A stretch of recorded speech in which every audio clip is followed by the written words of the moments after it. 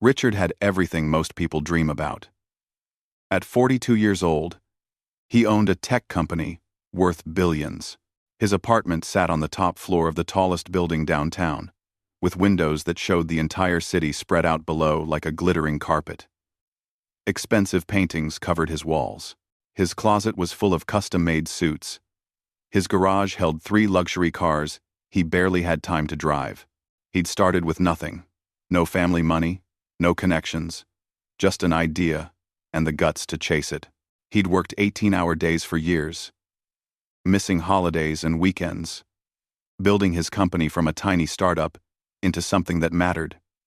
People respected him. Some feared him. Everyone knew his name. That October evening started like any other. Richard left his office late, around 9 at night. Rain was coming down hard, the kind that makes it difficult to see more than a few feet ahead. The highway was slick and shiny under the streetlights.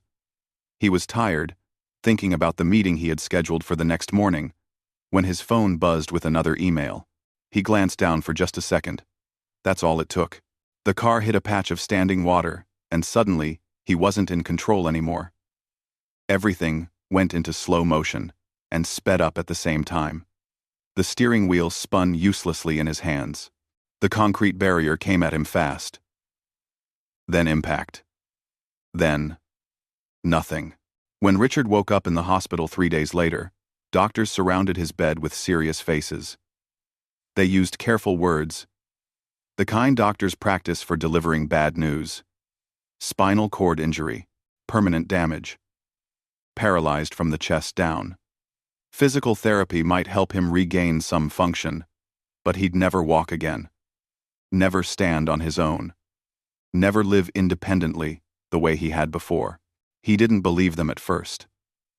This was Richard, the man who'd built an empire through sheer willpower. He'd overcome every obstacle life had thrown at him. This would be no different. He'd work harder, push through, prove everyone wrong. But bodies don't care about determination. Weeks passed in that hospital bed, and the reality started sinking in. Simple things he'd never thought about became impossible. Rolling over, sitting up, everything required help, required someone else. At first, people came to visit constantly. His girlfriend, Victoria, showed up every day for the first 2 weeks, bringing flowers and magazines and promises that they'd get through this together. His business partners gathered around talking about the company, assuring him that everything was under control, that he shouldn't worry about work right now. His executive team came by with laptops and spreadsheets, keeping him updated on deals and decisions. Friends from the country club stopped in, looking uncomfortable, but trying their best to seem normal. His penthouse staff sent get-well cards signed by everyone. Richard told himself this was fine. People cared. He wasn't alone. But then things started to change. Victoria's visits became shorter. She'd sit by his bed checking her phone, finding excuses to leave early. 3 weeks after the accident, she came in crying, saying she couldn't do this, that it was too much, that she needed to think about her own future. She left her engagement ring on the bedside table. Richard watched her walk out and realized he'd never really known her at all. His business partners stopped bringing him into decisions. At first, they said it was to let him focus on recovery. Then, the excuses became thinner. They were protecting the company. He'd want them to act quickly in his absence. The market wouldn't wait. Slowly, meeting by meeting, they were pushing him out of the company he'd built. Friends visited less and less. Their conversations became awkward, full of long silences.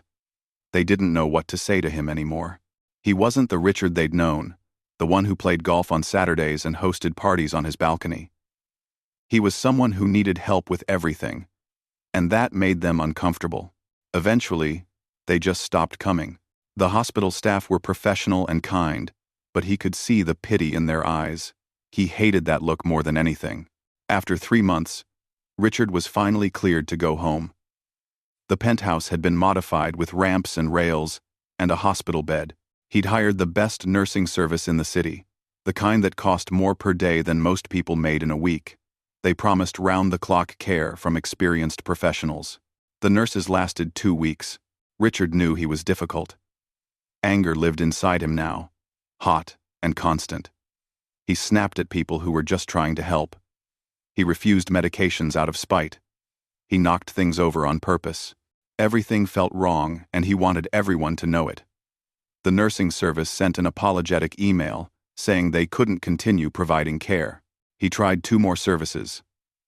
Same result. Apparently, word spread fast in the medical community about difficult patients with money. His household staff quit one by one. The chef first, saying Richard's dietary needs were too complicated. The cleaning crew stopped showing up. Even his personal assistant, who'd worked for him for 5 years, sent a resignation letter citing personal reasons. Within 6 months of the accident, Richard sat alone in his enormous penthouse, surrounded by expensive things that meant nothing, with no one left who cared whether he lived or died, except for one person. Thomas had only been working for Richard for 6 months before the accident. He was the driver, the guy who took Richard to meetings when the weather was bad or when Richard wanted to work during the commute. He also handled odd jobs around the penthouse, fixing things that broke, running errands nobody else wanted to do. Richard barely knew him. They'd had maybe a dozen real conversations. Thomas was quiet, did his job well, didn't ask for anything extra. Richard knew he had a daughter because Thomas kept a photo in the car, a little girl with pigtails and a gap-toothed smile. That was about it. After the accident, Thomas kept showing up. Not every day at first, but regularly. He'd check if Richard needed anything from the store, if the penthouse modifications were working right. When the last nursing service quit and Richard sat in his wheelchair staring at the city through his massive windows, wondering what the point of any of this was, Thomas knocked on the door. "I heard about the nurses," Thomas said, standing in the doorway looking uncomfortable but determined. "I know this isn't my place, but I can help. Until you find someone else." Richard laughed, bitter and sharp. "You're a driver. What do you know about taking care of someone like me?" "Not much," Thomas admitted. "But I can learn. And I show up when I say I will." Richard wanted to say no. His pride screamed at him to refuse this charity, to send Thomas away and figure things out himself somehow. But he was tired. So tired of fighting everyone and everything, of being alone in this prison his life had become. "Fine," he said finally. "But this is temporary. Just until I find real help." Thomas nodded and got to work. Neither of them knew it then, but that moment, that simple decision to stay when everyone else had left, would change everything. Not just for Richard, but for Thomas too. Sometimes the most important turning points in life don't announce themselves with trumpets and fanfare. Sometimes they're just a quiet man standing in a doorway, offering help to someone who needs it, even when he has every reason to walk away. The first morning Thomas showed up to help. Richard was still in bed at 11. He hadn't bothered trying to get into his wheelchair. What was the point?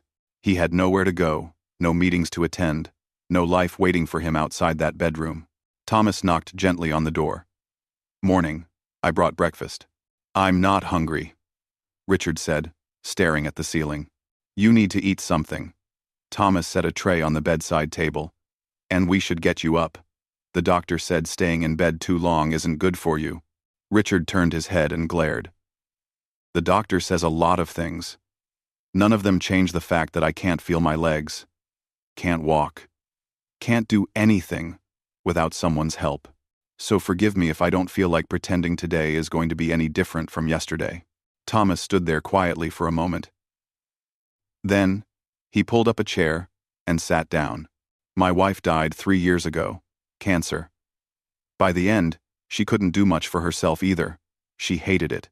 Hated needing help with everything. Some days she'd just cry and say she wanted to give up." Richard hadn't expected that. He stayed quiet. "The thing that got her through it," Thomas continued, "was deciding that needing help wasn't the same as being helpless. She couldn't control what her body could or couldn't do anymore, but she could control how she spent whatever time she had left. She could choose to keep showing up, even when everything felt impossible." "That's a nice story," Richard said coldly.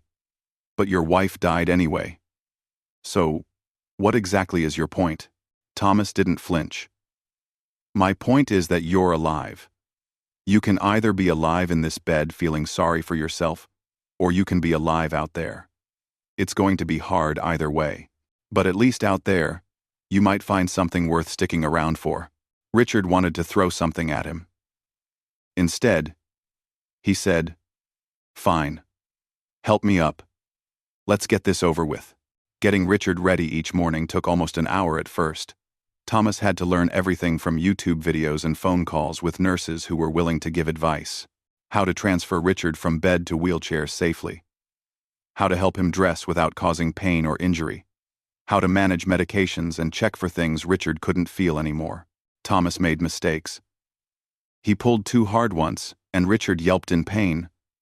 He forgot the blood pressure medication twice. He burned the eggs and made coffee so weak it tasted like brown water, but he kept showing up.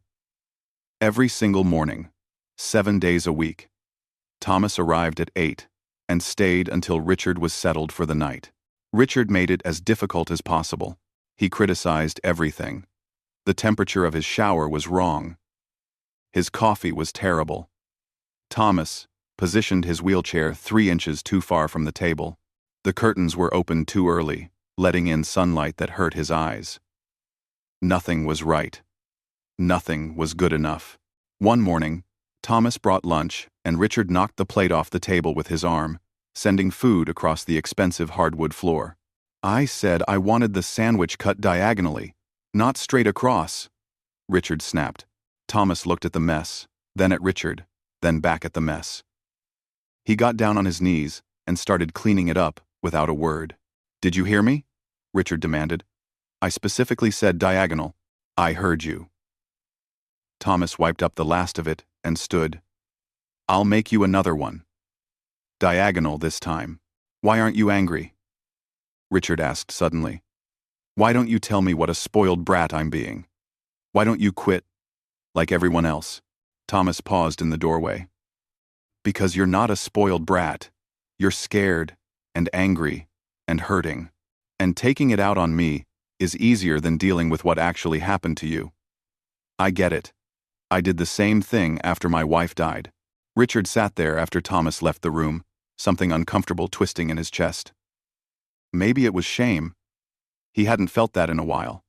Weeks passed like this. Slowly, without Richard really noticing, things started to shift. Thomas learned the way Richard liked his coffee. He figured out which medications caused nausea and which foods helped. He discovered that Richard's mood improved after physical therapy, even though he complained through every session. And Thomas started talking. Not about Richard's situation or his recovery or any of the heavy things. Just normal conversation. He talked about his daughter, a 9-year-old named Lily who was obsessed with dinosaurs and wanted to be a paleontologist. He talked about the challenges of single parenting, of trying to be both mother and father to a little girl who still asked for her mom at bedtime. "Must be hard," Richard said one day, surprising himself by actually engaging. "Raising her, alone. Hardest thing I've ever done," Thomas admitted. He was helping Richard with arm exercises, supporting his weight as he worked muscles that still functioned. "But also, the best thing, she keeps me going on days when I want to give up. Gives me a reason to be better than I feel like being." "You're lucky," Richard said quietly. "To have someone who needs you like that." Thomas looked at him thoughtfully. "You know, my regular babysitter canceled on Saturday. Would you mind if I brought Lily here while I work? I know it's not professional, but I don't have anywhere else." "Bring her," Richard interrupted. "It's fine." That Saturday, Thomas arrived with a small girl who had dark curly hair and wore a t-shirt with a T-Rex on it. She looked around the enormous penthouse with wide eyes. "Whoa," she breathed. "You live here all by yourself?" "Just me," Richard confirmed. "Don't you get lonely?" she asked with the blunt honesty only kids can get away with. "Lily," Thomas warned gently. "It's okay," Richard said. He looked at the little girl. "Yeah, I do get lonely. You could get a dog," she suggested seriously. Dogs are good for lonely people. I read that in a book. Richard almost smiled. Maybe I will. I will. Lily set up her homework at the dining table, pulling out worksheets and textbooks with great importance. After a while, she wandered over to where Richard sat by the window. I'm stuck on this math problem, she said, showing him her paper. Dad's not very good at fractions. Richard looked at the problem. His mind, sharp from years of running a business, saw the solution immediately. He started explaining it to her, breaking it down step by step. She listened intently, nodding. Oh, I get it now. She rushed back to the table and scribbled down the answer. For the first time in months, Richard felt something other than anger or emptiness. He felt useful. Lily started coming every Saturday. She'd do homework while Thomas cleaned and cooked and managed the apartment. Sometimes, she'd ask Richard for help with schoolwork.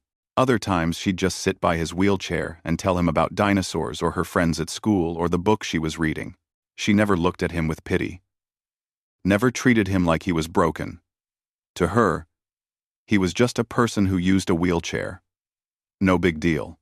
One evening, after Thomas had gotten Richard ready for bed and Lily had fallen asleep on the couch, Thomas made them both coffee and sat down. I need to tell you something, Thomas said. Before I took this job, I was an accountant, had a decent career, good salary, but when my wife got sick, the medical bills piled up fast. Even with insurance, we went deep into debt. After she died, I was drowning. I took the driver job because the hours were flexible and I could be there for Lily. But I had to give up my profession, my identity as someone who was good at something. Richard listened. Really listened. For the first time in a long time. I'm telling you this because I know what it's like to lose who you were, Thomas continued. To feel like everything that made you yourself got taken away. But here's what I learned. Who you were isn't gone. It's just different now. You're still smart, still capable, still here. The package changed, but the person inside didn't. Richard felt his throat tighten. Everyone left. My girlfriend, my partners, people I thought were friends. They all saw this wheelchair and decided I wasn't worth the trouble anymore. I know, Thomas said softly. And that tells you who they really were, but it doesn't define who you are. Late that night, Richard lay in bed thinking about Thomas's words, about this man who'd lost everything and kept going anyway, who showed up every day with patience Richard didn't deserve, who brought his daughter into Richard's empty life and gave him something to care about again. For the first time since the accident, Richard said something out loud that he'd been too proud to admit. Thank you. For staying. Nobody heard him. But saying it felt like the first step toward becoming someone who might deserve that loyalty. Winter came to the city, bringing cold winds that rattled the penthouse windows. Richard had been in his wheelchair for almost 8 months now. The anger that used to burn inside him every minute had settled into something quieter. Not acceptance exactly, but something close to it. Thomas and Lily had become part of his daily life. Saturdays weren't the only days she visited anymore. Thomas brought her after school sometimes, when his other arrangements fell through. She'd spread her homework across the dining table, and Richard found himself looking forward to her questions about math or science. One afternoon, Lily was struggling with a geography project. She had to present about running a business in different countries, and she looked completely lost. I don't understand any of this. She sighed, pushing the papers away. How do people even know how to run companies? Richard wheeled closer. What's confusing you? She showed him the assignment. Richard started explaining, and then something happened that surprised him. He got excited. He was talking about markets and supply chains and currency exchange, things he hadn't thought about in months. His mind, which had felt foggy and useless for so long, suddenly sparked to life. Lily listened with her chin in her hands, nodding along. You're really good at this stuff, she said. Were you a teacher before? One. No, Richard said. I ran a company. A big one. Cool. Why'd you stop? The question was so simple, so innocent. Richard looked at Thomas, who was in the kitchen, pretending not to listen. After my accident, the people I worked with decided I couldn't do the job anymore, Richard said carefully. They took over without me. That's not fair, Lily said, her face scrunching up with indignation. Just because you use a wheelchair doesn't mean your brain stopped working. Richard felt something crack open in his chest. This 9-year-old girl understood something his business partners couldn't see. You're absolutely right, he said quietly. It doesn't. That night, after Lily had gone home, Richard couldn't sleep. He kept thinking about what she'd said, about how explaining business concepts to her had made him feel alive again, about how his mind still worked perfectly even if his body didn't. He asked Thomas to bring him his laptop the next morning. You sure? Thomas asked. Your doctor said not to stress yourself. I'm not going to stress. I just want to check some things. Those some things turned into hours of research. Richard started looking into what his former business partners had been doing with the company. What he found made his blood run cold. The company value had mysteriously dropped by 40% in financial reports, but news articles suggested business was booming. Contracts he'd never seen were being referenced in board minutes. Decisions he'd never approved were being attributed to him. Something wasn't right. Thomas, Richard called out. Can you come here? Thomas walked over, drying his hands on a dish towel. Richard showed him the screen. Look at these numbers. This acquisition was valued at $12 million in the board report, but the actual market value is closer to $30 million. And here, they're claiming the company lost a major client I personally secured a 5-year contract with. These reports don't make sense. Loaded, Vori. Thomas leaned in, studying the figures. Those are some pretty big discrepancies. Exactly. It's almost like... Richard trailed off, his mind racing. It's almost like they're deliberately undervaluing everything. But why would they do that? Thomas was quiet for a moment. If the company's worth less on paper, it'd be cheaper to buy someone out of their shares. Richard stared at him. That's exactly what they're trying to do. They want to force me to sell my stake for a fraction of what it's actually worth. Over the next few weeks, Richard dove deeper. He couldn't physically go anywhere, but his mind could travel through spreadsheets and contracts and financial records. Thomas helped however he could, making phone calls and picking up documents from Richard's lawyer. The lawyer, an older man named Mr. Peterson, had been one of the few people who'd stayed in occasional contact. He came to the penthouse one cold afternoon, his briefcase full of papers. Richard, I have to be honest with you, Mr. Peterson said, settling into a chair across from him. Your former partners have filed paperwork to force you out completely. They're claiming your condition makes you mentally incompetent to hold your board position. That's insane, Richard said, his hands gripping the wheelchair arms. There's nothing wrong with my mind. I know that. But they have resources. Big law firms. This could be a long, expensive fight. And with your assets tied up in legal proceedings. Mr. Peterson shook his head. I'm worried about your ability to sustain this battle. After the lawyer left, Richard sat by the window, watching the city lights flicker on as evening fell. Everything he'd built was being stolen from him, and he didn't have the resources to fight back. The penthouse would be sold soon to cover legal fees. His accounts were frozen. He'd be left with nothing, and Thomas, the one person who'd stayed loyal, would lose his job when everything collapsed. You should start looking for other work, Richard said that evening when Thomas brought dinner. This place will be gone in a few months. I can't keep paying you when everything falls apart. Thomas set the plate down and sat across from him. Is that what you want? For me to leave? No, Richard admitted. But I can't drag you down with me. You have Lily to think about. You need stable income, not a sinking ship. Here's what I think, Thomas said. I think you're assuming you've already lost, but you haven't lost until you stop fighting. What am I supposed to fight with? I can't even get into my own office building. Half my former employees won't take my calls. I'm stuck in this chair while they dismantle everything I worked for. Thomas leaned forward. You've got me. You've got your brain, which works just fine. Before my wife got sick, I spent 10 years as a forensic accountant. I know how to find financial fraud when I see it. And what you showed me earlier? That's fraud. Richard looked at him in surprise. Why didn't you tell me you were an accountant? Pride, mostly, Thomas said with a small smile. It's embarrassing, going from a corner office to driving someone's car. But pride doesn't matter much anymore. What matters is that you need help. And this is something I actually know how to do. Something shifted in the room. Richard felt it, like the first warm breeze after a long winter. He wasn't alone in this fight. For the first time since the accident, he had an ally who wasn't being paid to pretend to care. Okay, Richard said. Let's do this. Let's find out exactly what they're hiding.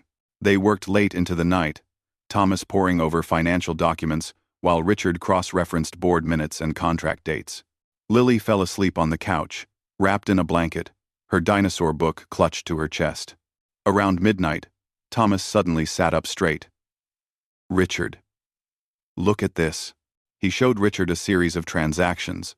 Small amounts moved between accounts in a pattern that looked almost random. But when Thomas mapped them out, a picture emerged.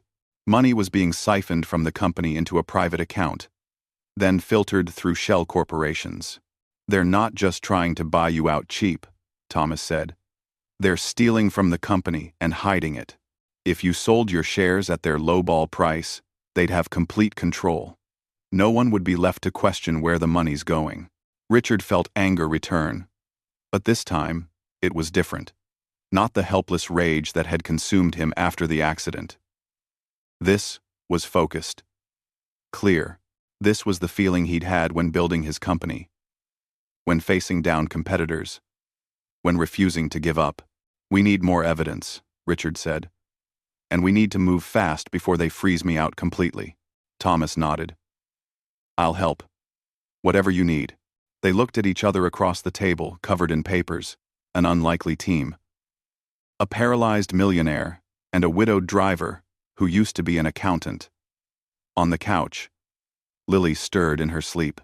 Thomas, Richard said quietly, when this is over, win or lose, I want you to know something. You and Lily, you saved my life. Not the physical part, the part that matters. Thomas smiled. You saved ours too. Outside, snow started falling on the city. Inside, two men who'd been strangers less than a year ago began planning a battle that would change everything. They didn't know if they'd win, but they knew they'd fight together.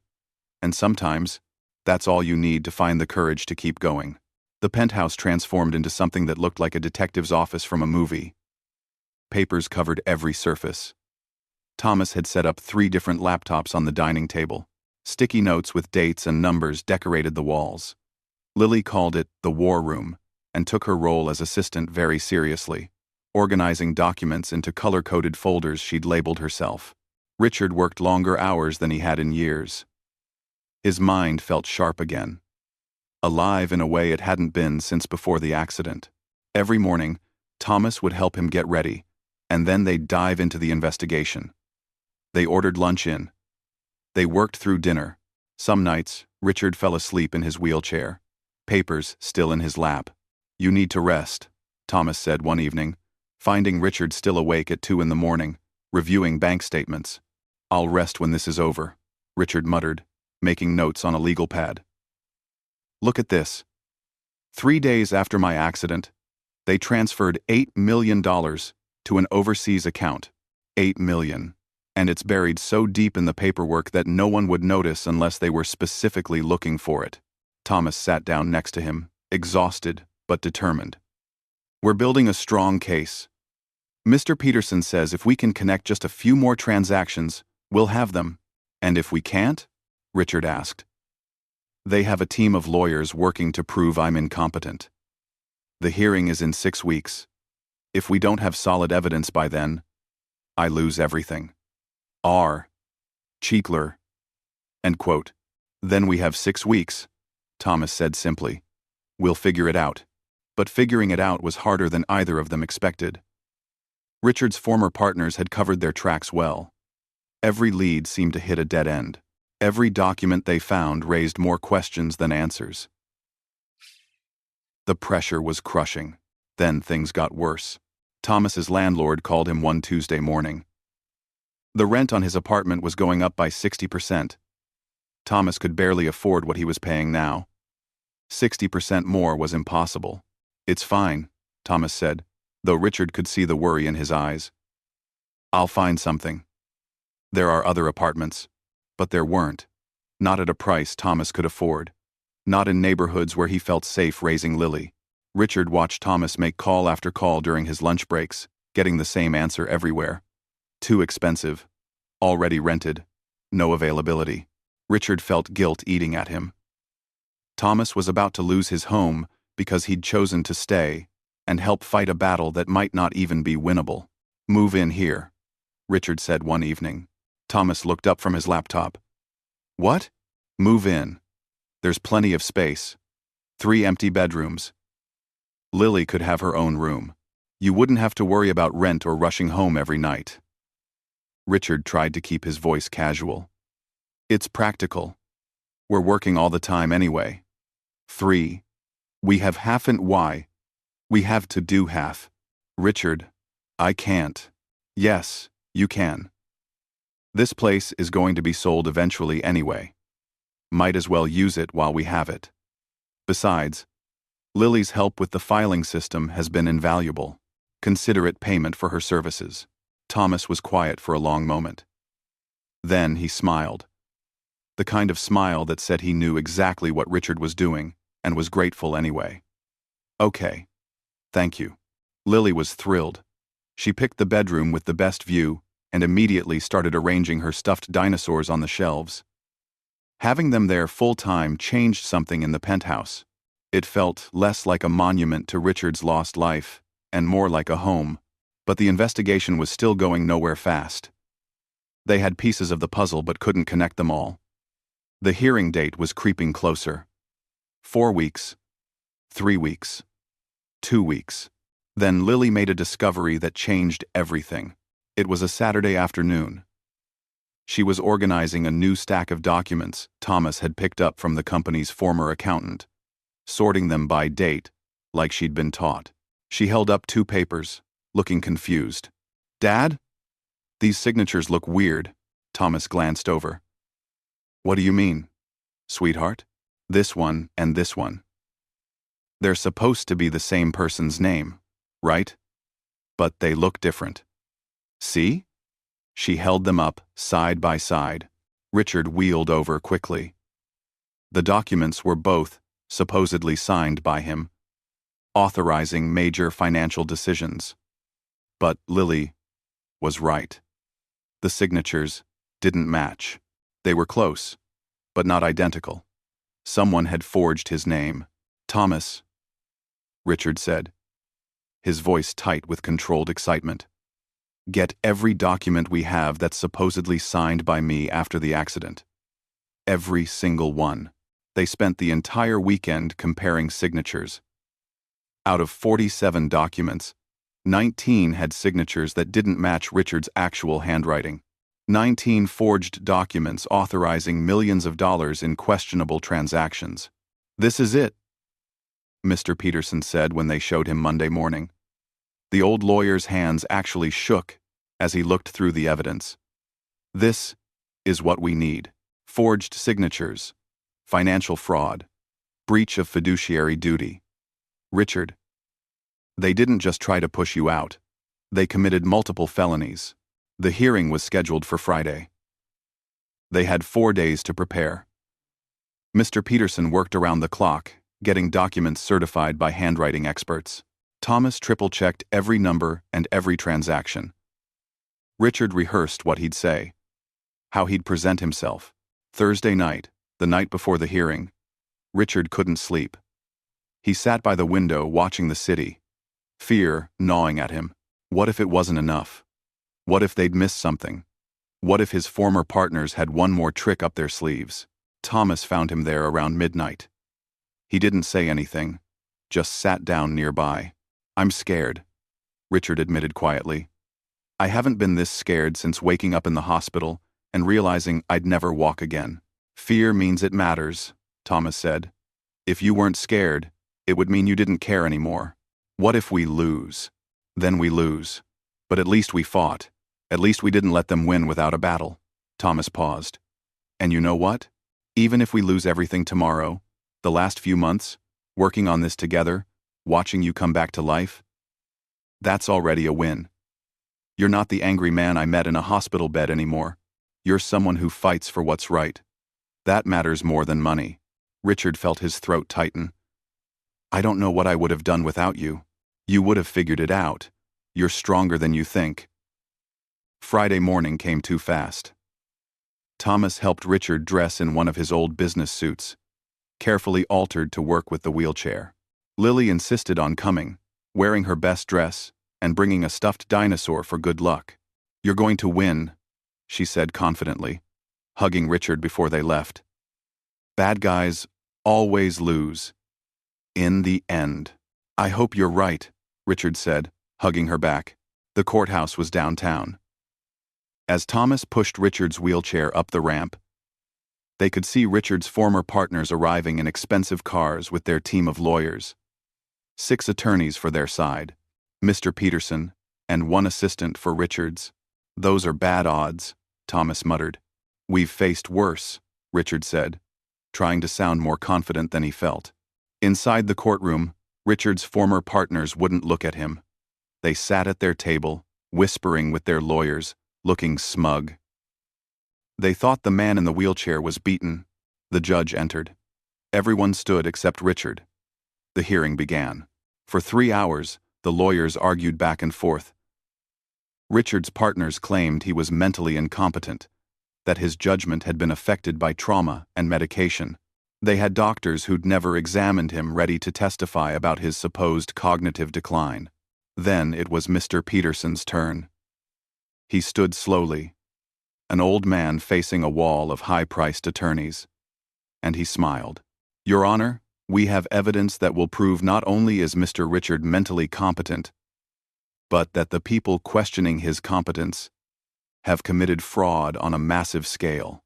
He presented the forged signatures, the hidden transactions, the shell companies, document after document, building a case so clear and damning that even the judge looked shocked. Richard watched his former partners' faces go pale. Their lawyers scrambled, calling for recesses, objecting to evidence. But it was too late. The truth was out. When it was over, the judge didn't even need to deliberate. She dismissed the competency claim immediately and ordered a criminal investigation into the fraud allegations. Richard's position in the company was secured. His assets were unfrozen. Outside the courthouse, Thomas and Richard sat in stunned silence. "We won," Thomas said finally.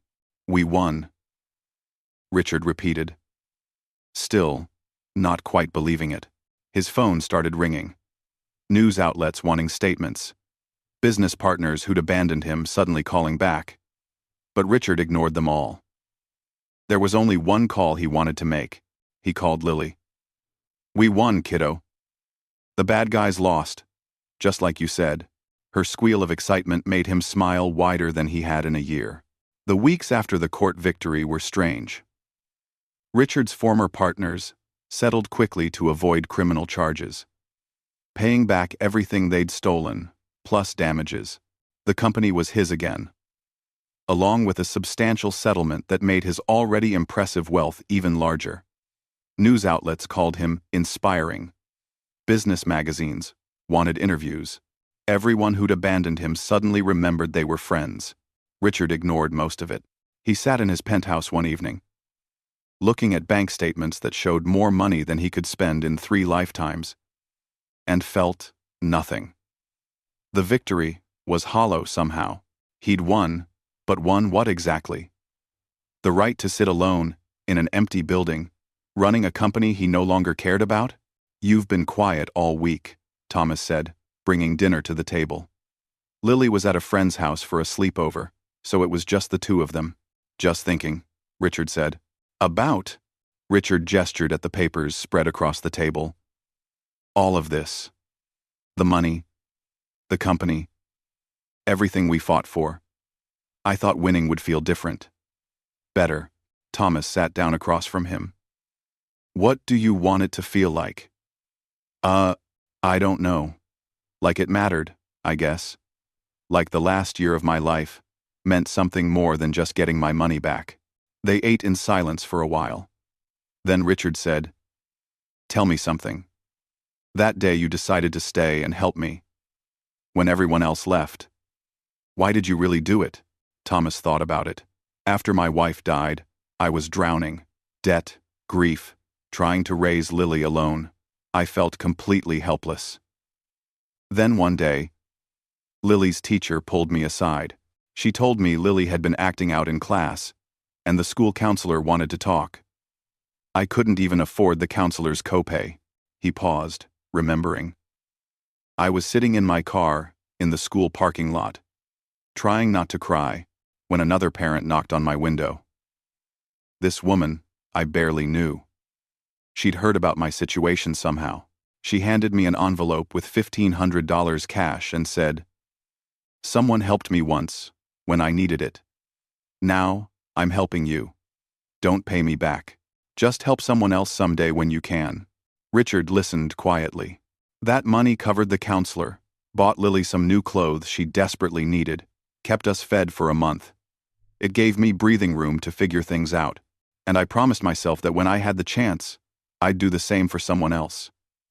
Then you had your accident, and everyone left. And I saw someone drowning. Just like I'd been drowning. I could be someone's good day. How could I not? You saved my life, Richard said simply. And you saved ours, Thomas replied. You gave Lily a safe place to live. You helped her with homework.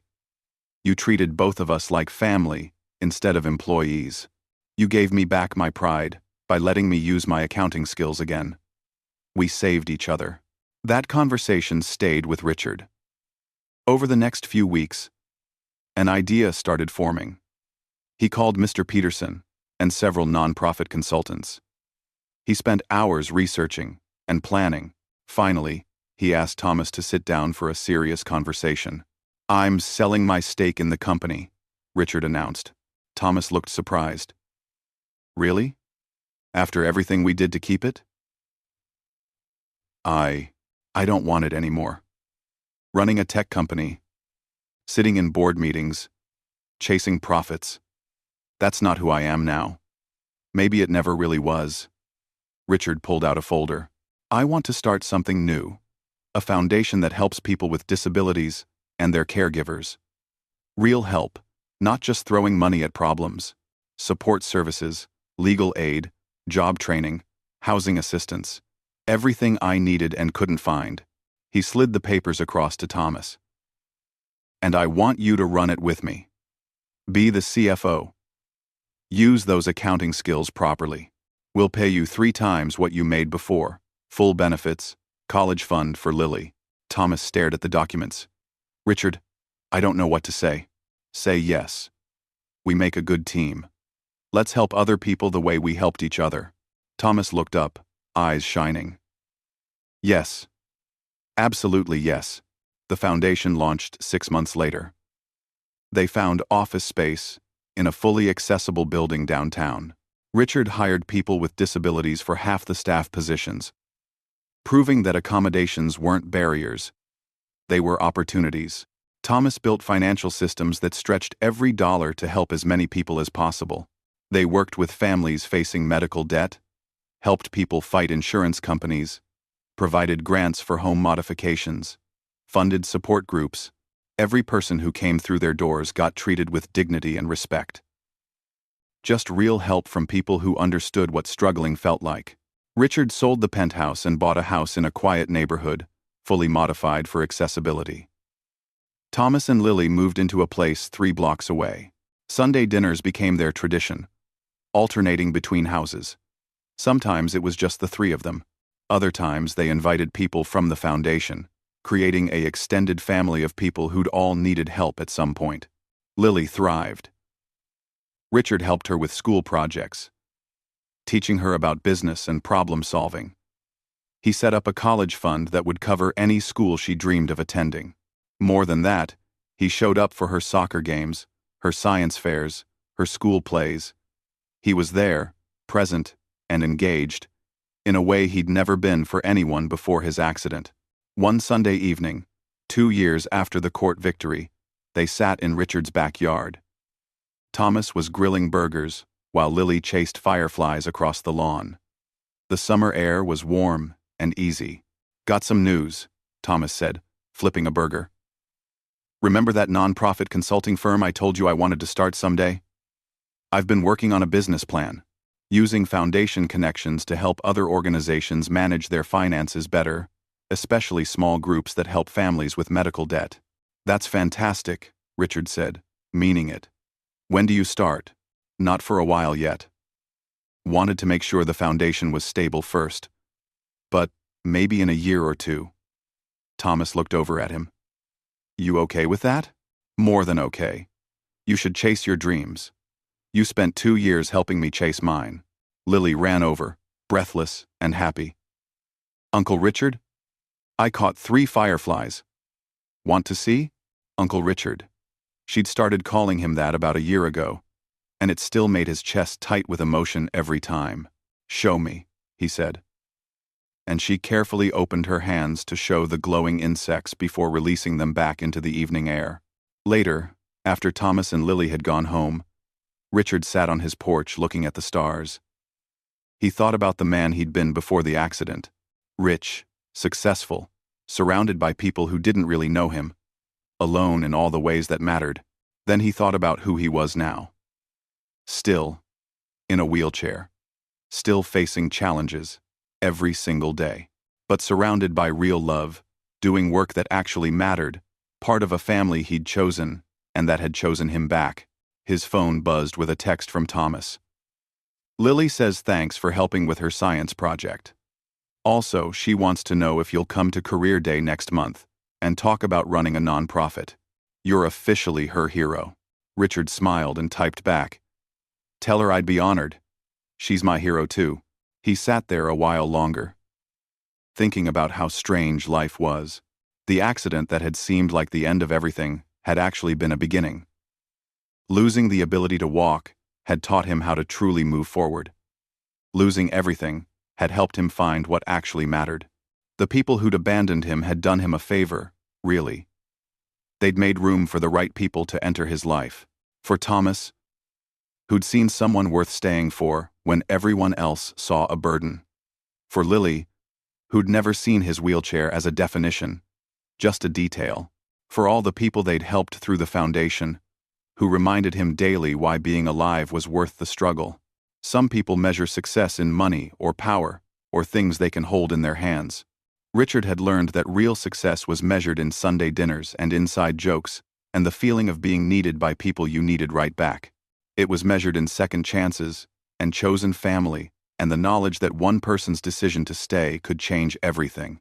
Everyone had walked out on the Paralyzed Millionaire. Everyone except the single dad who refused to leave.